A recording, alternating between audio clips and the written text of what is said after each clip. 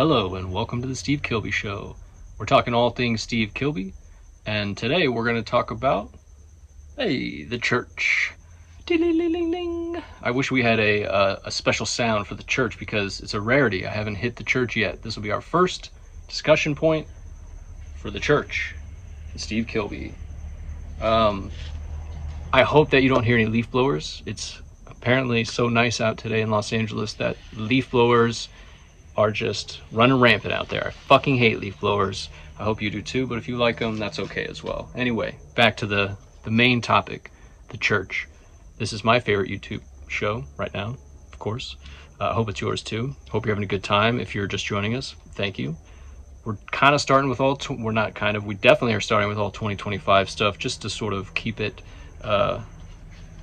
compartmentalized, I suppose. And so for the church, that means one thing, and that means a new CD single. That's right. Here it is. CD single, limited edition CD single. It also has a call out to the Night Friends fan community, which is the church's club. And you can join at www.jointhechorus.com/thechurch. I have not. A couple people have commented that they do like Night Friends. I think they said you get a shirt. I don't think it's too expensive. You get links to exclusive content, I believe, is kind of the main point there. Maybe you get early access to singles. That I don't actually know, but it sounds like you definitely get exclusive content, whether it's video or audio recordings that maybe haven't been made public. So that's pretty cool. I've enjoyed it myself, but I will probably at some point during this next 6 months probably dip into that. Why not? So the church here, this says to Sean, love Steve, which is very sweet of him. Love you too, Steve. I ordered this directly from Australia, from him and his family, his people down there, because, that's the only place you could get it. It was, I think, only currently was available on the Australian singles tour that they just did in 2025. I believe that's where they first sold this. The single itself came out in November of 2025. Here's the disc. Beautiful. Again, says here, limited edition CD single. It's got 2 songs, Sacred Echoes Part 2 and The Mirror World. From what I can tell, The Mirror World, the second song on this, is not on the upcoming full-length album, but Sacred Echoes Part 2 is. It's the leading track, the leading single, I should say, off of Lacuna, the new 2026 album coming from the church. It was supposed to come out in February, but I just heard Steve talking about the fact that there's some stuff going on, and I think Cooking Vinyl is who's releasing it, I think. And I believe that they're kind of figuring out when it's going to be released. It sounded a little bit complicated. I won't go into all that stuff because I don't really know the details, of course, but it sounds like it's been pushed back to a little bit later in 2026, maybe summertime, perhaps, which will align with the US singles tour, which we're going to get into after this discussion of the CD single. So this is a beautiful photo. I'm assuming this photo was taken in Texas. I have no real backing on that because there isn't any info other than music by the church, mixed by Daryl Thorpe, of course. I'm just assuming it was Texas because they recorded the new album Lacuna in Texas, just outside of Austin, or actually in Austin, but definitely the Austin area. Why? I'm not actually sure. I would like to know more about that myself, so hopefully we can get into that, or Steve will let us all know, or another band member will let us all know why they recorded it in Texas. Maybe it was during a tour or in between or something like that. I'm not really sure. So anyway, it's got the current lineup for the church back for this new album, which is, of course, Steve Kilbey, Timothy Powles, Ian, Jeffrey, Ashley, and Nicholas. Those are the dudes that are currently in the band and or touring with the band, or at least helping on the recording session if they're not touring with them. But they're really great. I have seen this new iteration of the band a few times recently, and they're really great. There's the leaf blowers ramping up. Very sorry about that. I hope that they stop soon. Hopefully it's not too loud for you. At any rate, the new band is great. I think they're really good. Every sort of version of the church, has kind of found their way and into my heart anyway. And this version is no different of the church. So Sacred Echoes Part 2, I really love it. I really do. I listened to it 2 times again yesterday. and it's very beautiful. Something about it in particular yesterday when I was listening to it, maybe just hit me at the right time of day or something, but it really moved me. I think the song is quite moving and sounds very fresh to me, especially coming off the last couple church albums. This sounds different and new, and like Steve and the band are trying something different and pushing themselves. And I mean, again, I've said it before on the show, but 2025 is really a great year to look at all things Steve Kilbey, because there's such a range in work that you can see in the releases that came out in 2025, whether they're new releases to 2025 or a couple of the compilations or box sets that we've looked at, the Jack Frost being one of those. There's another Kilbey Kennedy box set we have yet to discuss, but we will be soon, and same kind of thing with that. It's just a really great year to showcase, I think, exactly what it is that I want to talk about often, which is just how prolific Steve Kilbey is, how impressive it is that he is so prolific, not just with his lyrics, with the music, with the collaborations, just everything about it it's incredible. I can't imagine that it's been matched very often, you know what I mean? So this is a beautiful CD single. I love Sacred Echoes Part 2. As I said, there's a drumming in it that is just absolutely fucking fantastic. When the drumming kicks in, it's so good. But the song kind of starts with, you know, some guitar and some piano, and then Steve's voice comes in, and I feel like when it comes in, he's telling you, you know, the vocals hit, and to me, it feels like everything's gonna be all right. Steve's singing to me, you know, something very gripping about his vocal work on this song in particular. There's like an aching and sad and hopeful beauty to the song, and I love that about it. So yeah, it's very good. There's a nice building crescendo that happens a couple times leading up into like a bigger hit of music, and it's just not just beautiful, but very that is just very moving. Something very moving about this song to me, but it also rocks. If you're just into it for the rocking, don't worry, plenty of rocking on the Sacred Echoes Part 2 song. So yeah, I mean, it's kind of like a dreamy pop heaven, you know, that you feel like you might be in with that, and I love everything about it. So that's Sacred Echoes Part 2. Then the second part of this, the Mirror World, which I don't think is on Lacuna. The track list I looked up didn't have it, but what does the internet really know? Has the actual track list been released? I don't actually know, but if the track lists that I saw, which matched, are the real track list of Lacuna, the Mirror World didn't seem to be on it, so it might just be a B-side to this, and it's a lovely song. Really like it. The last 2.5 minutes are great because it's just guitars fucking jamming out, and they are going for it, and I love it. I love every second of that. There's something about these two songs in particular that are really great and pull you into this world of Lacuna that makes me very excited to hear the whole album, of course. The whole thing sounds to me like a beautiful noise, as Neil Diamond would say. Quote Neil Diamond on a Steve Kilbey show. Who knew? There was something else I wanted to say. Oh, you know what? I do want to read something, actually. I should have got this prep, sorry. Oof, do I want to read this? It's long. Anyway, there was a little bit that I read online that Steve Kilbey said about Lacuna to get everybody excited about this new release. I'm just going to read that to you.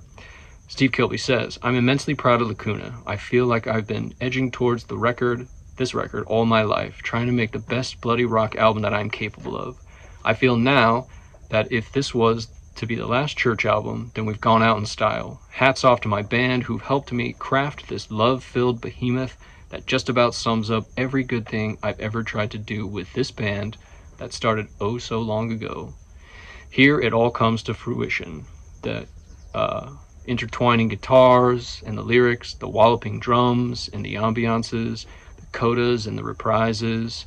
Oh boy, I cannot read my handwriting. We're gonna have to skip that sentence. I honestly can't read what I wrote. The throbbing bass and all the strange sounds that rush across the Lacuna skies." I love that. That description alone, that should be on the cover. You know, when they put hype stickers on the front of CDs, they should have a hype sticker from Steve Kilbey, even though he is in the band, saying the throbbing bass and all the strange sounds that rush across the Lacuna skies. To me, so inviting. I'm ready to listen. Immaculate mixing by Daryl Thorpe.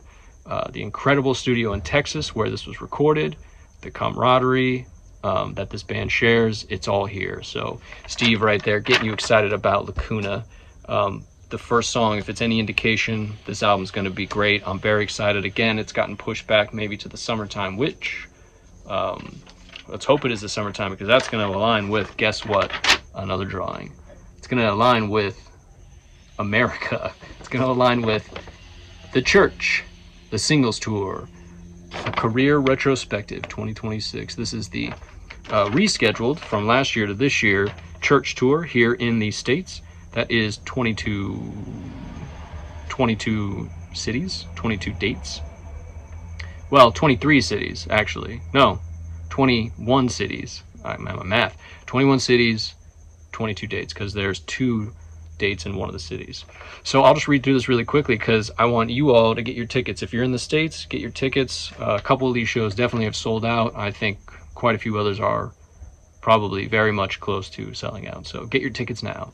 I have tickets to, we'll talk about it. First show is June 5th in Seattle, second show.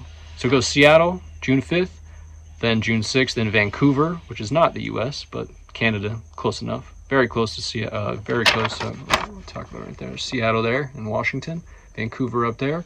And then the third date's down here in Portland, Oregon. Look at this Alaska up here, dude. That is not accurate at all. It's so bad. It's up here more. But anyway, so yeah, so after Portland, which is the third show on June 7th, it goes down to San Francisco on June 9th. I'm going to possibly go to that show if I can swing it. It's difficult because it's 6 hours away from Los Angeles, so I'd have to drive up, spend the day in San Francisco, go to the show on the 9th, and then wake up the next day and drive back down because the Los Angeles show is on June 10th. And I think it's the middle of the week, if I remember right. Definitely going to that June 10th Los Angeles show. Got my ticket to that.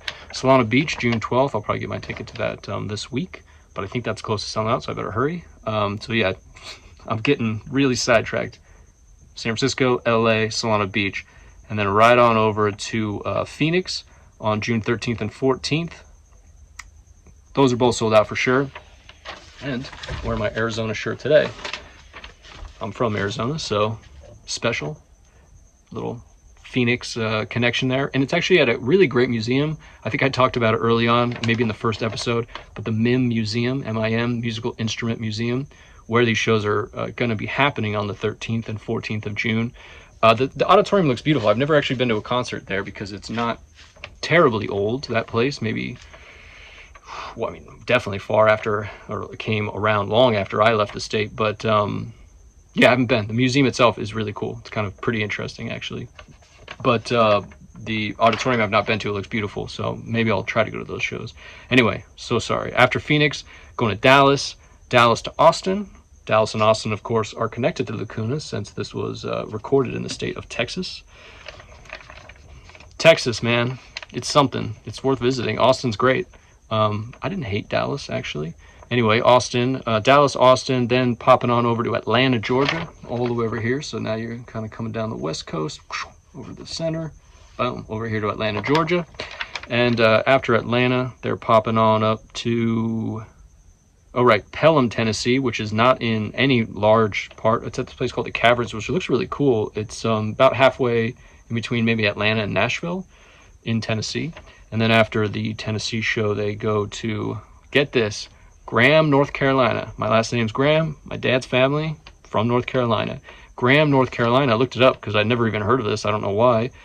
Is near Raleigh, a little bit northwest of Raleigh, which it's a northeast of Charlotte, basically. So it's closer to Raleigh, though, than Charlotte. Anyway, North Carolina and geography. Gets a little cramped over here, as you can see, on the East Coast. I'm just going to ramble on and on about their tour dates because I want everybody to go see them if they're coming to a town near you. After Raleigh, after Graham, North Carolina, hang on a second, they go to New York City, of course. Everybody knows New York City. After New York City, they're going to Somerville, Massachusetts, which is a suburb of Boston. And then from there, they go to June 24th to D.C. Yep, to D.C. and then Phoenixville, Pennsylvania, which is just outside of Philadelphia. Which then after that, they go to Asbury Park. Let's highlight Asbury Park because everybody knows, not everybody knows, people know, some people know that's where Bruce Springsteen is from. He's from New Jersey, not from Asbury Park, but played a lot in Asbury Park. In fact, played at the Stone Pony, which is where the church is playing. The Stone Pony, I started to bring this out because I actually printed off the the dates just to kind of keep track for when they're here. Asbury Park, listen, Stone Pony, I recently saw it pop up in that movie about Bruce Springsteen from 2025, and who fucking knows? Could the boss show up to the church show in Asbury Park? You heard it here first if that happens. I have no intel as to whether that happens. Who knows if Bruce Springsteen likes the church? If he doesn't, my opinion of the boss is going down. But I'll tell you what, one way or the other, if Bruce shows up with his fucking guitar, ready to jam, be another Axeman with the church, Steve Kilbey will be his boss that night at the Stone Pony. So that's over here in Jersey. Anyway, sorry, I digress. So we're in Asbury Park after the June 28th show. I'm lost. Let's look at this. After the Asbury Park, they're heading off to... Oh, there's a break. There's like a 10-day break, I think, from the New Jersey show. Then they kind of end up over here in Chicago. Back up in the center here, Chicago. And then from Chicago, they go to St. Paul, Minnesota, right there. And then on down to Kansas City. And then they finish the tour in Denver. So... yeah, I mean it's a good tour. I'm not sure what they're going to be doing on that break. It's probably just a well-deserved little vacation time. It's not I guess it's technically enough time to go back to Australia and come back. Although I imagine they'll just stay in the States. Maybe they're going to record new music. Who knows? I don't know what the plans are, but at any rate, definitely go get your tickets now if you're in the States to the church's upcoming summer tour. Hopefully they'll be touring some stuff. Well, they're going to play maybe one song. This song, Sacred Echoes Part 2 from Lacuna. I hope personally that, knowing that this song's so good, that we get an actual Lacuna tour, maybe not in the too distant future, because that would be great. Lacuna, Sacred Echoes Part 2, The Church, our first discussion point on the church from the great Steve Kilbey. It's such a good song. If you haven't heard it, please go listen to it right now. And if you can find the Mirror World, listen to that as well online. I really love both of these songs. Sacred Echoes Part 2, it's definitely my top 15, 20 favorite church songs right now of the moment. It's just so good. Steve Kilbey is a worldwide treasure, not just a national treasure in Australia, not just a treasure here in the States or in my Australia/Orioles, Baltimore Orioles garage. He's a treasure everywhere. Love him. Thanks for the CD, Steve. Love you too, my man. Speaking to all you soon. Bye.